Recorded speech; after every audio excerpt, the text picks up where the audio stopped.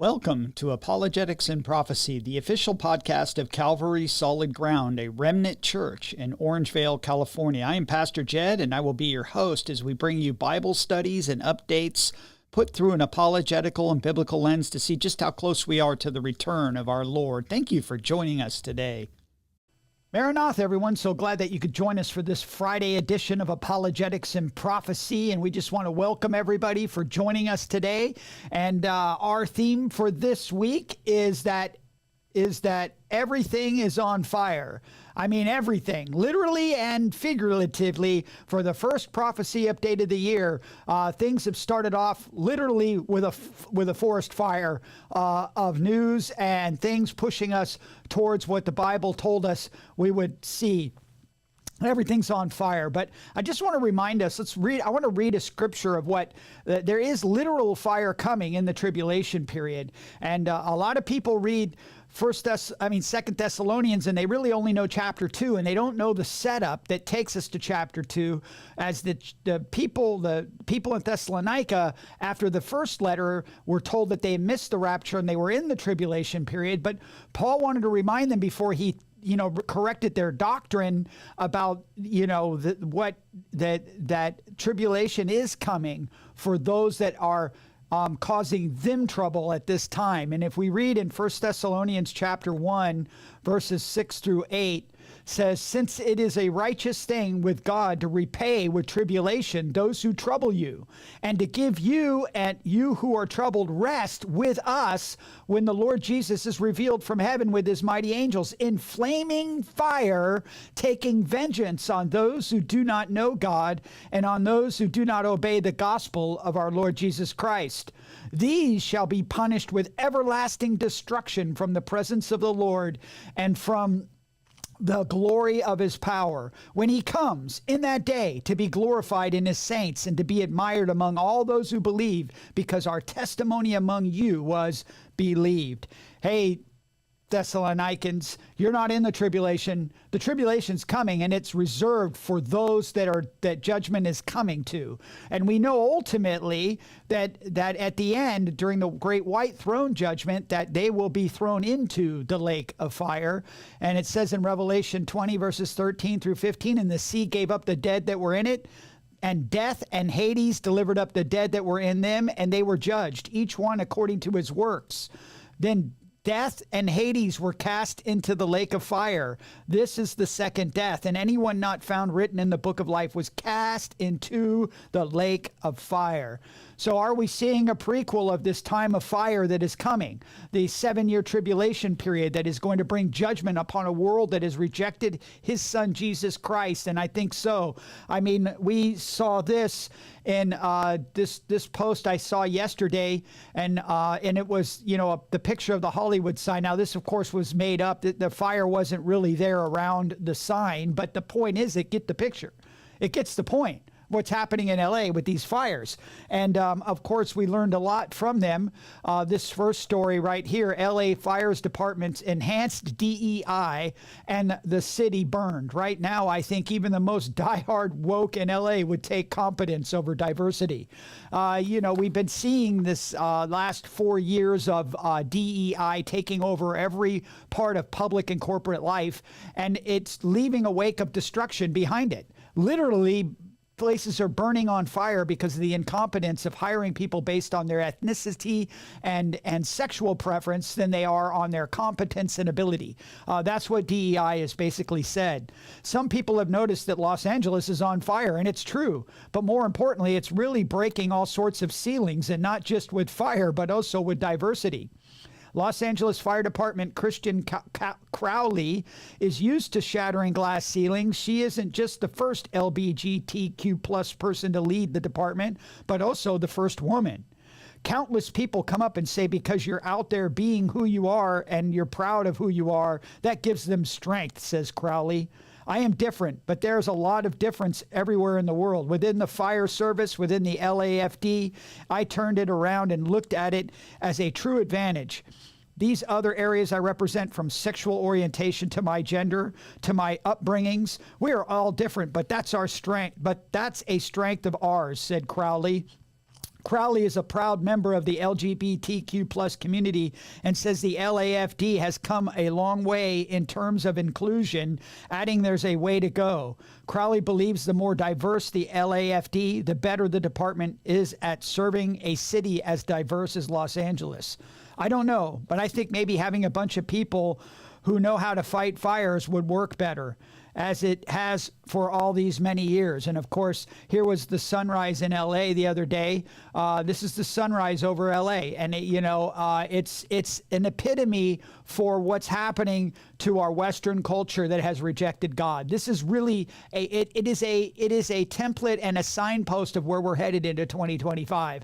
I told you we're starting off with a bang, and I do mean it.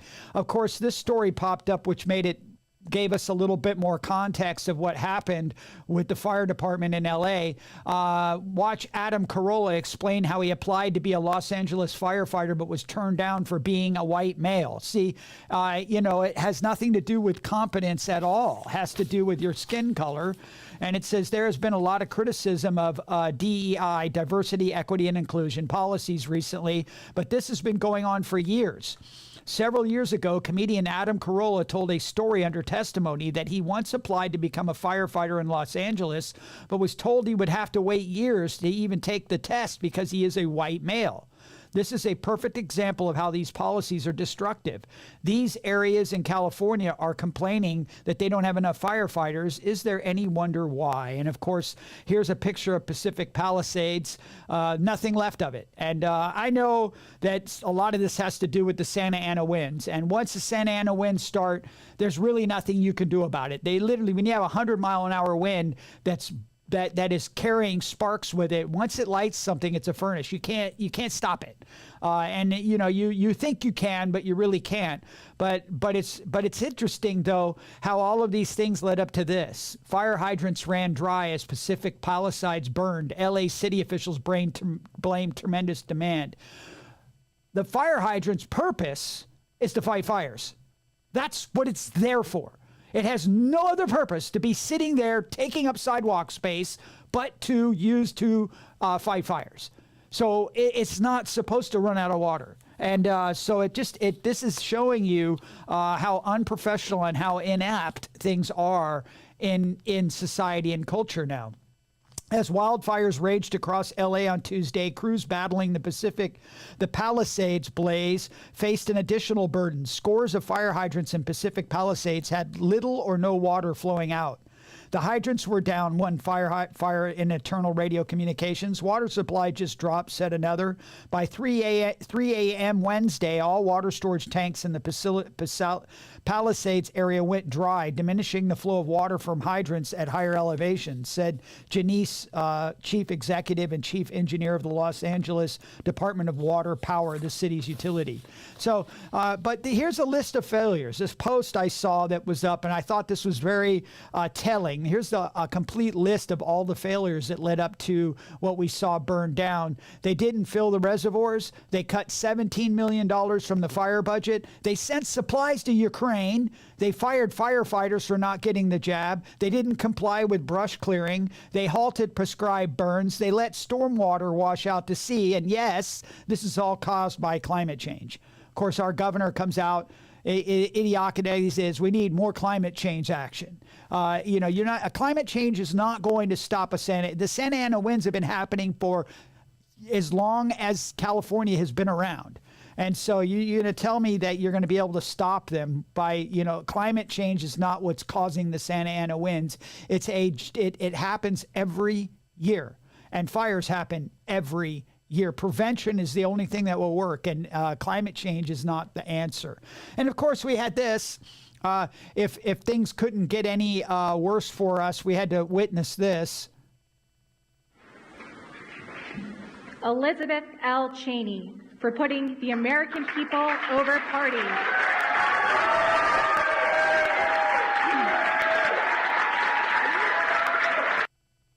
Yeah, for putting putting freedom over the party. No, she stuck a knife in the party, and she's the one responsible for the awful, the J6 committee and a lot of things. I hope and pray that they go after her. That medal's not going to be worth anything if she's sitting in jail. But of course, we had more of this. Biden ripped it for slap in the face to crime victims after awarding George Soros, Medal of Freedom. They said it was disgusting. And of course, President Biden also gave an award to former Secretary of State Hillary Clinton. We'll save you the video of that. We've seen enough of her. We don't want to see any more. And then, of course, and she's the one who remember, she was the one who called us, deplorables, freedom for everybody except for you and I. That, for her. And why is she getting a Medal of Freedom? And of course, this list, we've got people like Bono. I mean, everybody knows Bono needs a Medal of Freedom. We had Hillary Clinton, and then we had Jane Goodall. I mean, she's done great for the evolutionists, but not much for creationists. We have Magic Johnson. He needs a medal.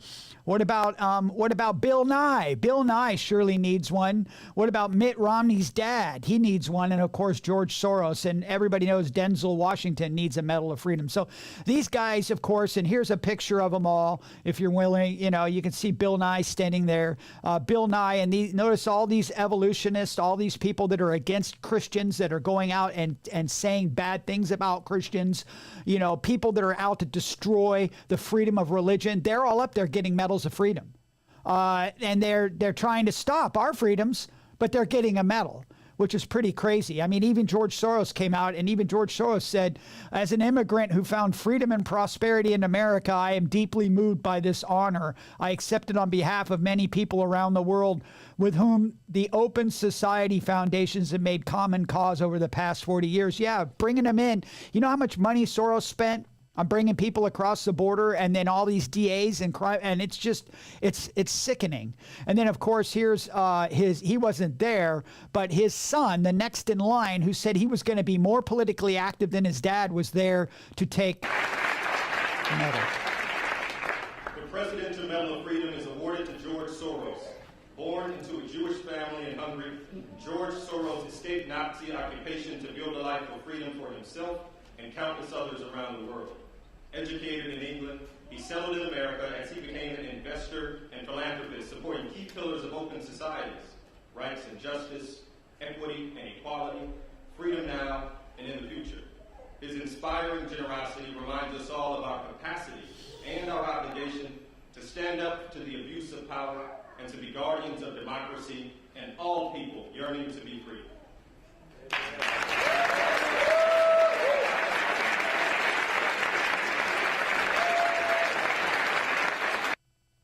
I mean, because they give him any longer accolades of all of that he done, and we know. But actually, they, I guess later on, Biden did meet up with Soros, and they snapped a picture as Soros is giving him the medal right here.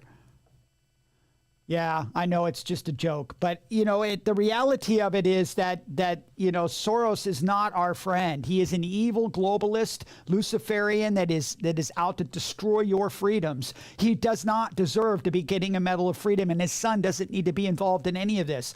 And of course, we saw the picture of Hillary Clinton sitting there all dressed in red. All she was missing was some horns. She's probably going to sleep with that medal. It's just disgusting to see how they instead of them going center after this red wave that took over the Senate and the White House, instead of them trying to come to terms with the majority of the American people, they're swinging hard left and doubling down, and we see that. I'm told you it was starting off with a fire, and then this is just crazy. This is a story that comes out as Trudeau resigns, which is good news. Trump says Canada should merge with the U.S. Now, what is going on here? This is not, I thought, for somebody who ran on an American first platform is now all of a sudden concerned with Greenland and Canada. It says, It says that as true, if Canada merged with the U.S., there would be no tariffs, taxes would go way down, and they would be totally secure from the threat of Russia and Chinese ships that are constantly surrounding them. Incoming President Trump posted on social media. And then, of course, we see these series of posts that go online, and very interesting. The first one we see right here is he posted this. This is a BBC picture of showing the current North American with U.S., Canada, and Greenland, right? And of course, Mexico, they don't really show down there, but very interesting. And then President Trump shows this map that says the United States, with Canada, Greenland, and the United States, which I find very interesting when you go back, and we've been prophecy buffs for a long time. Look at the Club of Rome. Look at number 1. That's it, and it goes all the way down to the Panama Canal. And it shouldn't surprise us that this is the globalists be using Donald Trump, stoking his ego and pushing him forward to do this, to do something that we've been talking about was going to happen eventually. He's fast forwarding it. He's pushing it forward. And then I find it very interesting. And then another disappointment was just yesterday at the Carter funeral. We see this lip reader reveals Trump told Obama they will find a quiet place to discuss matter of importance at Jimmy Carter funeral. And here's the video.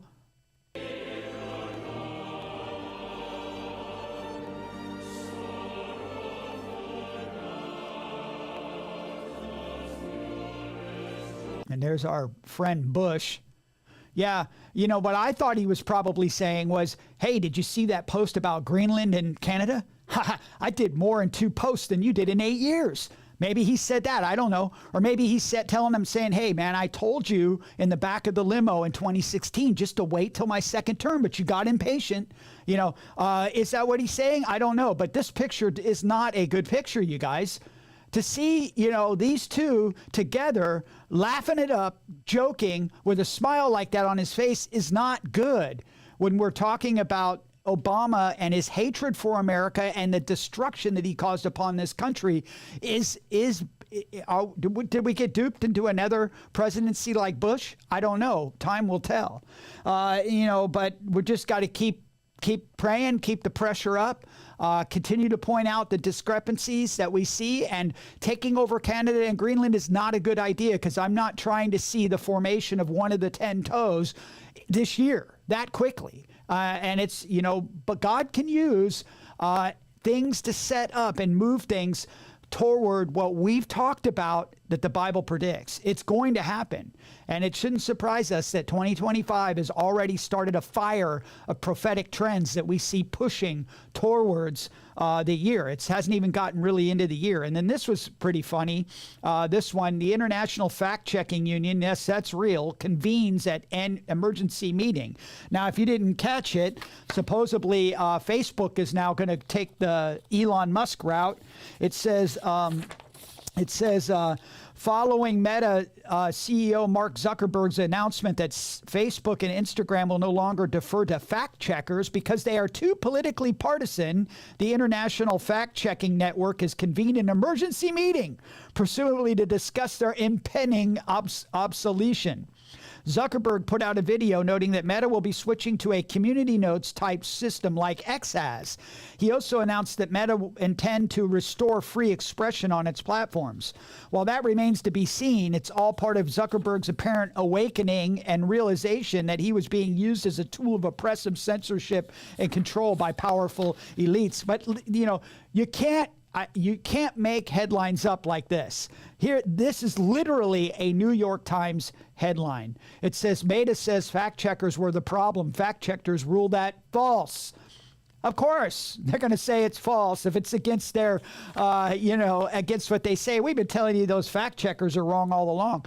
But again, I don't know where this is going, but it's pretty interesting. And so, now we have this story here. This story, let me get back here. This story right here, should states ban mandatory human microchip implants? That's the headline here, and it says a new report examines the rise of preemptive bans on mandated human microchip implants, noting that 13 states have recently enacted such a ban. Not here in California. No companies currently, it says, despite, notice this is funny, this article says, despite no companies currently requiring the technology. Companies currently requiring the technology. No, companies aren't requiring the technology, but they make it almost sound like the technology's not here. And just a bonfire of technology stories just exploding on the news cycle this year, including this one. Mind-reading chip that can be fitted within minutes could transform lives of millions. This is what's happening here. Listen to this article. A neurologist who helped develop a microchip that can convert brain signals into actions has claimed his device could help millions of people around the world who are unable to use their arms.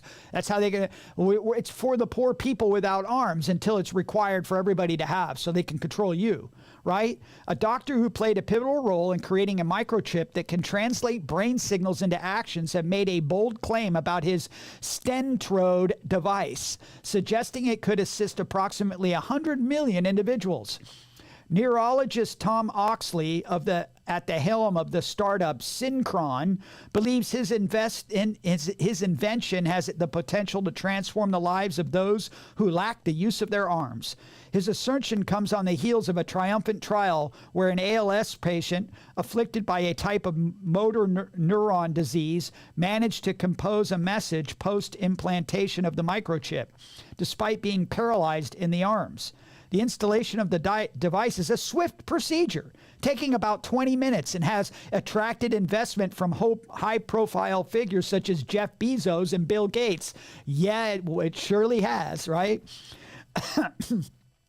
The Stentrode stands among other ambitious brain-computer interface projects like Elon Musk's Neuralink, which shares the goal of aiding individuals incapacitated in their limbs due to injury or injury. However, proponents of the Stentrode emphasize its less invasive nature compared to Neuralink, which requires drilling into the skull. The Stentrode could potentially be fitted during an outpatient visit, as reported by the Times. So they can just tattoo it to your top of your head and you're good to go.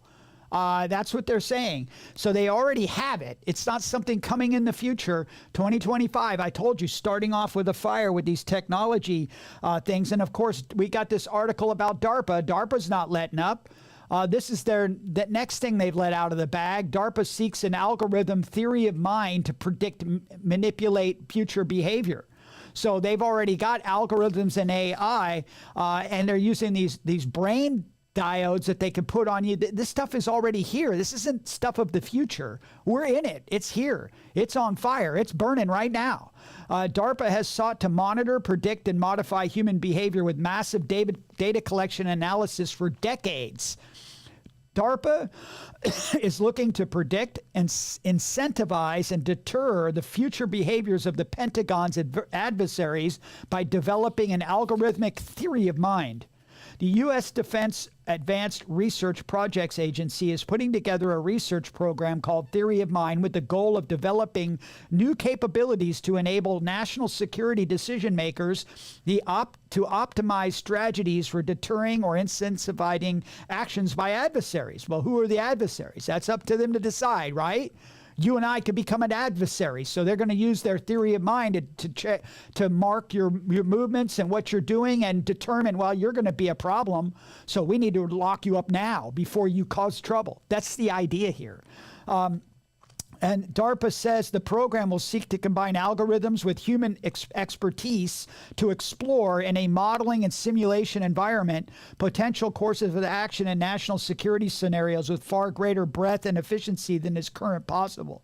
This would provide decision makers with more options to incentive frameworks while preventing unwanted escalation.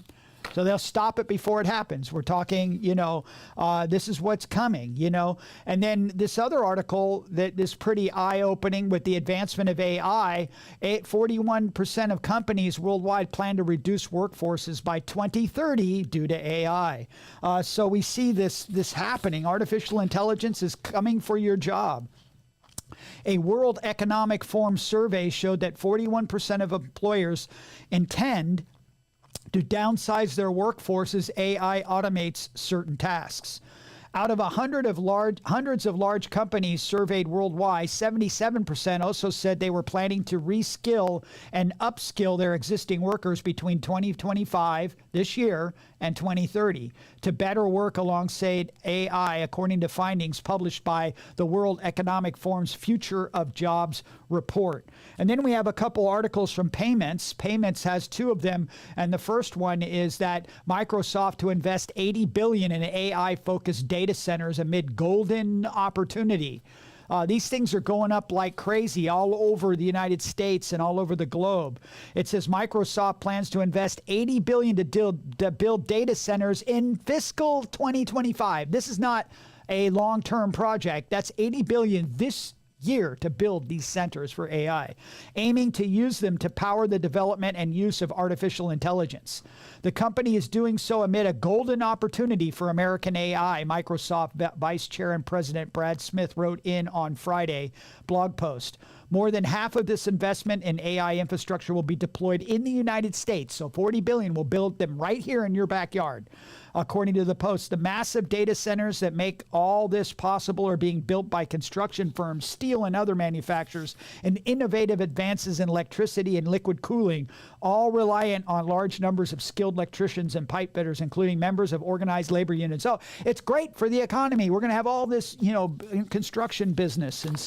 And then the government, of course, is going full bore on it too, U.S. and India, to promote reciprocal investments in AI technology. So we're working with India now, and a lot of the tech people come from India now, and they come here. The United States and India plan to build new collaboration around artificial intelligence via investments and protections involving the technology.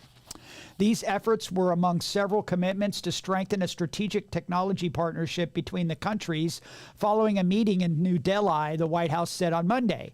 At the Monday event, U.S. National Security Advisor Jake Sullivan, I'm so glad he's out of a job soon, met with Indian National Security Advisor Ajit Doval, Indian Internal Affairs Minister, and Prime Minister, according to the fact sheet. So he met with these guys. They're spending money on AI, and it keeps moving forward. Now, what about this story? We've talked about this stuff before.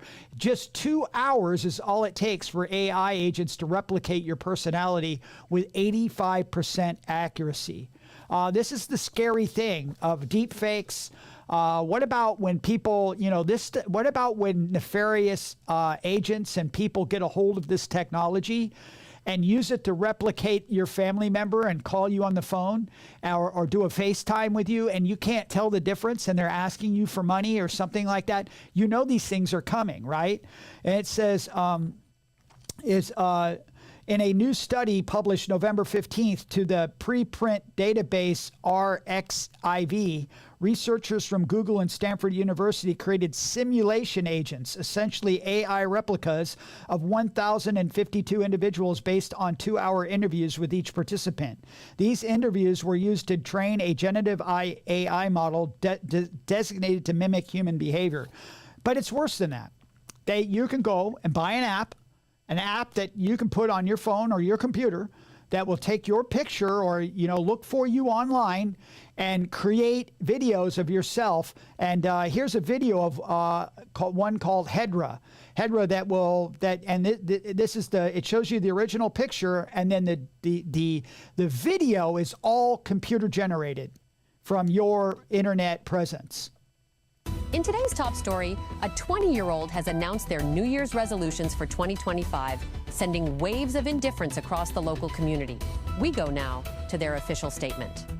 Yeah, so my resolutions this year are to survive, maybe eat something green every once in a while, and not accidentally binge watch entire seasons of TV in one night. That's about it. Look, I could say I'm going to work out more, or spend less time on my phone. But we all know that's not happening. I tried the gym last year. It smelled like sweat and false hope. As for my phone, it's basically glued to my hand. Let's not pretend otherwise. This refreshingly realistic approach has sparked a wave of quiet agreement among peers who reportedly appreciate the lack of pretense. When asked about long-term goals, the 20-year-old added this comment. Honestly, my only goal is to make it through 2025 without doing something too embarrassing. If I can get to December without having a major existential crisis, I'll call that a win. Experts are calling this a realistic and oddly comforting approach to self-improvement. As the new year begins, we wish them and everyone else good luck.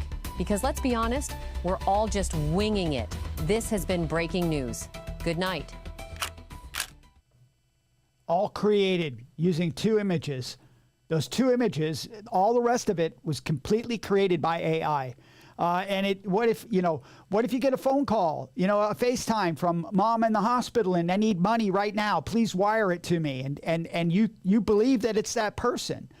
These things are going to be happening where we're going to be deceived by, we don't know if even the people that call us on the phone, we can trust them or not. That's why we're going to have to start using encrypted ways to communicate, because our phone number that's out there might be able to be hijacked by some of these people that are using apps that you can buy on your phone and do this stuff with. It's not coming, it's here. I told you these things are starting out with a fire. And then this is not good news for the 2030 agenda infecting America, and that's this: farmers not required. John Deere unveils lineup of autonomous tractors and other work vehicles. No need for farmers anymore. It's pretty crazy. John Deere has announced plans to introduce a range of self-driving farm and work vehicles, including tractors, dump trucks, and even a robotic lawnmower. The company plans a fully autonomous corn and soybean farming system by 2030. There you go.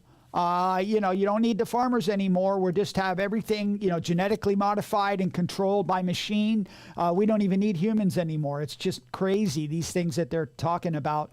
And then what about this? AI say new AI cameras, which can tell if a driver is drunk, are rolled out on UK roads. Find out if they're popping up near you. So this is, of course, a UK newspaper. And they say map reveals where the AI cameras are to pop up across the UK. They're already being rolled out.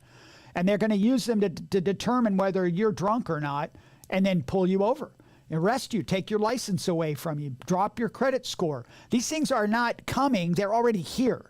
And it says new AI cameras that can catch drunk drivers in the act have been rolled out, with footage revealing the exact moment they were installed. The state-of-the-art tech developed by AccuSensus works by scanning passing cars to telltale signs of impaired driving. So no, it doesn't matter if you've got, a physical deformity, or, you're nervous, or you got problems, you're under duress. No, you're drunk. We're going to take away your license from you. It's pretty crazy. And then this story here is another story we didn't want to hear this year. Mosquitoes with toxic semen could stem disease spread, research. It's just crazy. They're going to take these toxic, mosquitoes that are going to go around and stop disease. They've already genetically modified mosquitoes. Genetically engineered mosquitoes with toxic semen could be a new weapon against tropical disease, Australian scientists said after trialing the novel pest control method.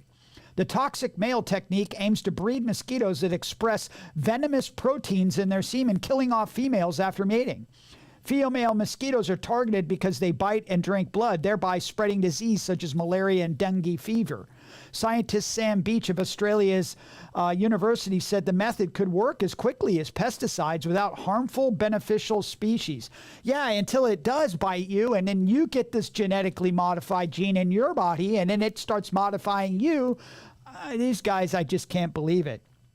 And then this is something that, we've been talking about for years, that is being picked up by not really mainstream media, but by a trusted media source.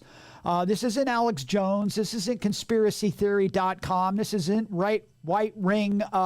Let's show everybody we're trying to steer thought, this is Blaze Media, and, this is pretty interesting. Exclusive. General Mark Milley, Pentagon approved directed energy weapons for use on June 2020 D.C. rioters, source says. So this is something that they're going to be running some stories on directed energy weapons. And we've talked about these things. We knew that they had them, but they've been hiding from the fact that they're actually using them in riots already. Milley told a small group in October 2024, we had directed energy weapons at Lafayette Park in June 2020 during the Black Lives Matter riots. The chairman of the Joint Chief of Staffs under President Donald Trump and Joe Biden told colleagues that he and the Department of Defense authorized use of directed energy weapons against June 2020 rioters at Lafayette Park in Washington, D.C., a highly placed source told Blaze Media. Now, here's a little description later on in the article that says directed energy weapons are emerging from the shadows as more becomes known about them, how they are used by military and law enforcement, and the damage they can do to the human body. The spread and use of these weapons in domestic law enforcement raises civil rights and training issues. Investigative journalist Catherine Herridge reported on the case of a former CIA officer who was disabled after being targeted with a DEW while on duty in Africa.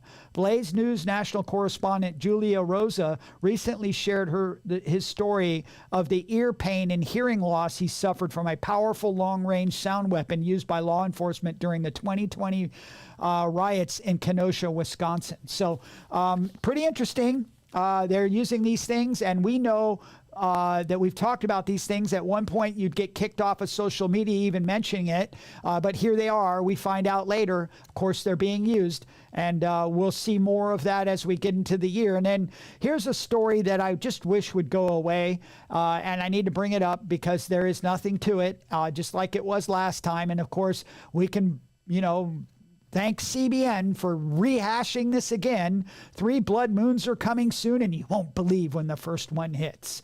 And of course, they're combining them with the Jewish headlines, and then you got to blow the dust off your John Hagee books and pull out your 4 blood moon things. If you would think the Great American Eclipse of last year would have shut them up. No, here we go again with a whole slew of blood moons happening near Jewish festivals that we need to pay attention to because A, B, and C will happen and nothing will happen, just like the last 4 blood moons. So please ignore it. Don't buy into the hype. And shame on CBN for rehashing this same old sorry story that we keep hearing over and over again. And then this story... disturbing new images show how CIA drugged and tortured Americans in secret mind control program MK Ultra. By the use of Freedom of Information Act, more of the stuff that was happening back in the 50s and 60s are coming to light, and it's not good.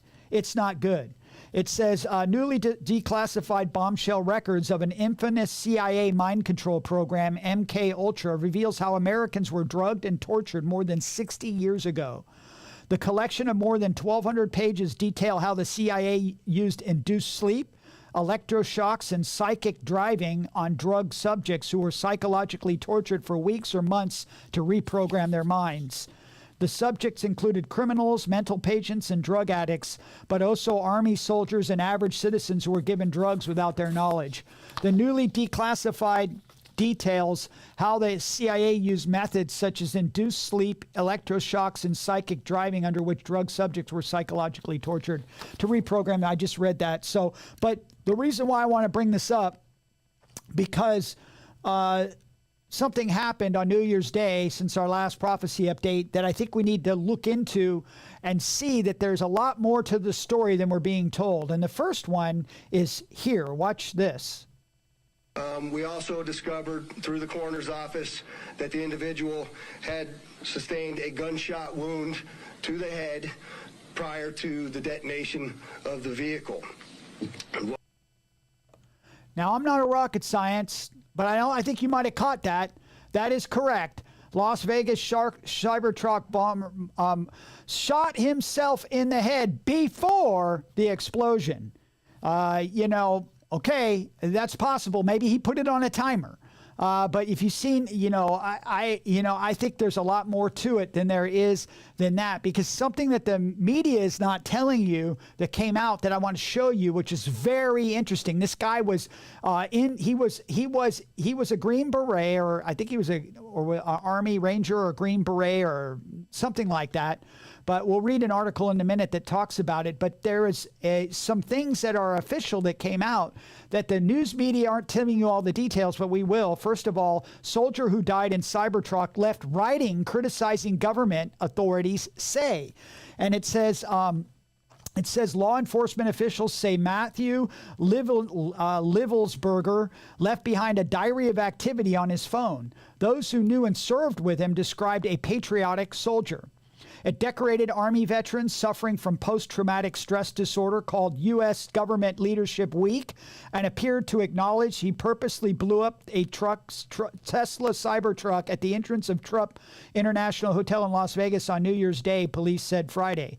Assistant Sheriff Dory Corin of the Las Vegas Metropolitan Police Department said investigators were able to access one of the two phones found in the Cybertruck and viewed writing in an app that seemed to serve as a journal, documenting some of Matthew Allen Livelsberger's movements and state of mind from December 21st to New Year's Eve. So they have all of these writings, right? Two letters in the phone app suggest a possible motive in the blast, Corinne said. In one letter, he tells fellow service member, veterans, and all Americans it's time to wake up because the country's leadership is weak and only serves to enrich themselves. And so, but there is an email that was made public, and the FBI said that it was an official email. And but I find it interesting because it ties into what we just read about MK Ultra, which we don't. Do you believe for a second the CIA stopped 60 years ago from doing those things? We know that's not true. And this email is extremely interesting. And this is somebody that would be in the know. He was in the intelligence agencies that would know these things. And the mainstream media failed to read the parts of this email that are extremely eye-opening to what's been going on in the world today. And here it is. It says, this is from the email, and it was sent the day before. It says, in case I do not make it to my decision point or on to the Mexico border, I'm sending this now. Please do not release this until January 1st and keep my identity private until then. First off, I am not under duress or hostile influence or control. My first car is a 2006 black Ford Mustang B6 for verification. What we have been seeing with drones are the operational use of gravitic propulsion systems powered aircraft by most recently China in the East Coast. But throughout history, the U.S., only we and China have this capability. Our OPSEN location, Operation Central location for this activity is in the box in the boxes below. China has been launching them from the Atlantic from submarines for years, but this activity recently has picked up.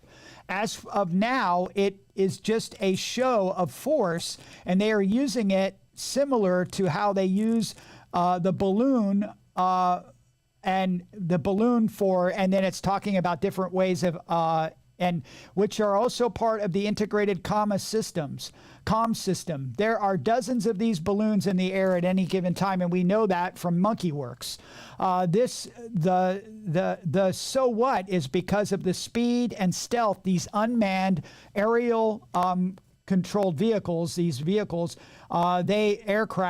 they are most dangerous threat to national security that have ever existed. They basically have unlimited payload capacity and can park it over the White House if they wanted. It's checkmate. USG needs to give the history of this and how it's been employing it and weaponizing it, how China is employing them, and the way forward is China is poised to attack anywhere in the East Coast.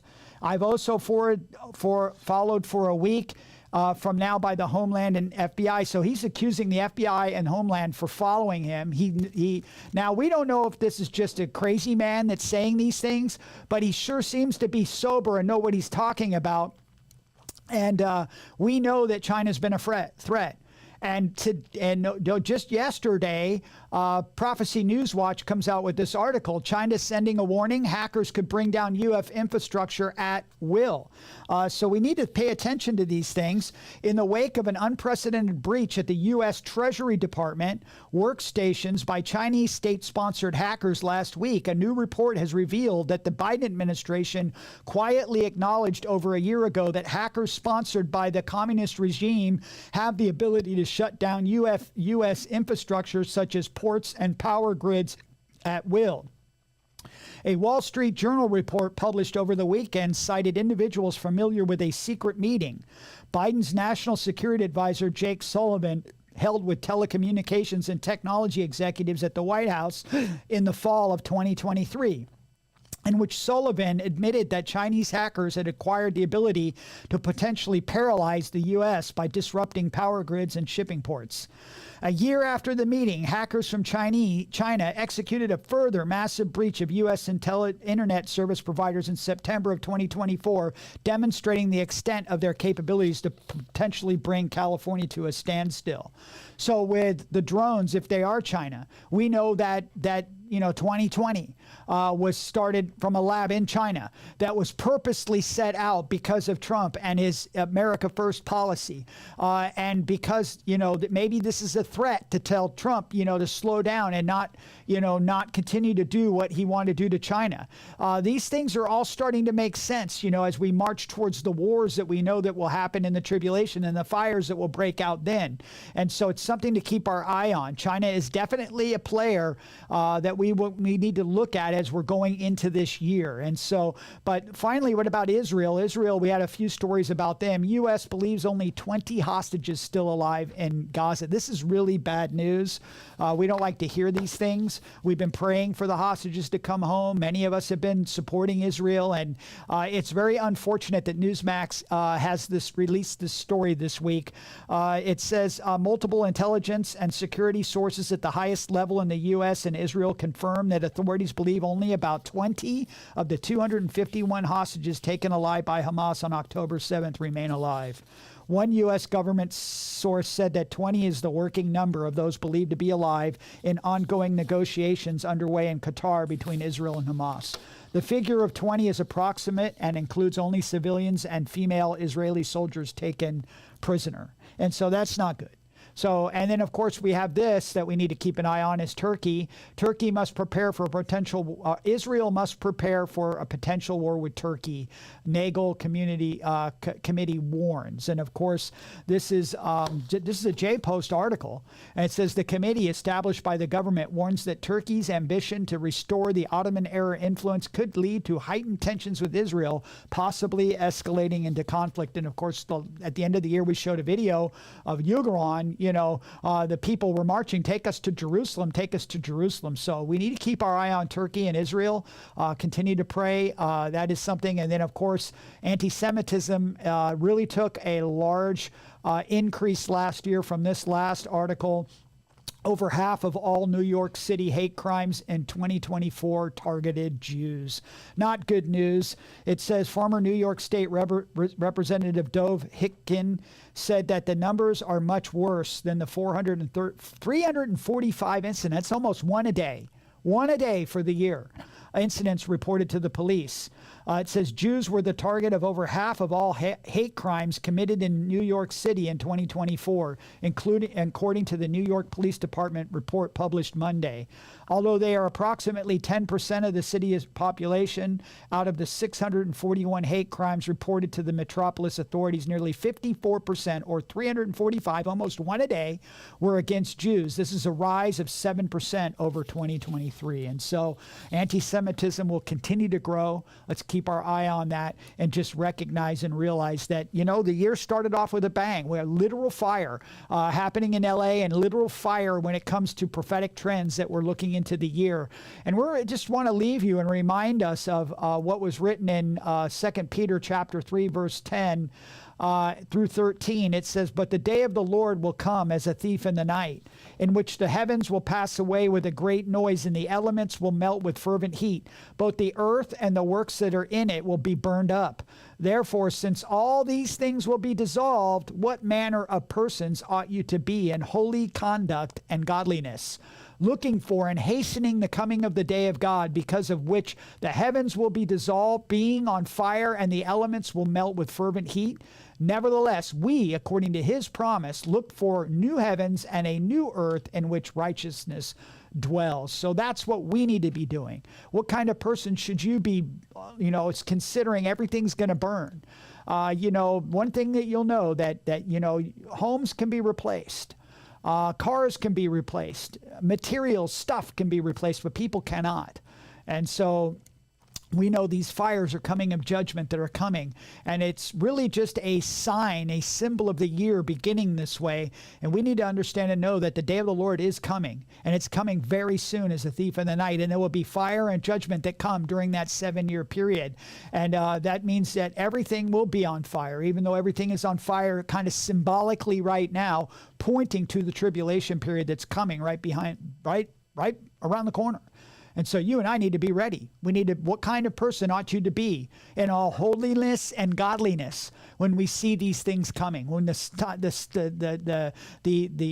times and season, we know what time we're living in. We know that Jesus is coming again very soon to take his church out of here before he begins this time of fire that is coming. And so we need to make sure that we're found in him. And so if you've been watching this and you've never placed your faith and trust in Christ, I need to encourage you today. Do not wait another moment, because it's all on fire. Everything is headed that way. The fires of the tribulation have already begun, literally and figuratively. And we need to be prepared to meet the Lord in the air. And if you have not placed your faith and trust in Christ, you need to do it today. He died for your sins and he rose again from the dead.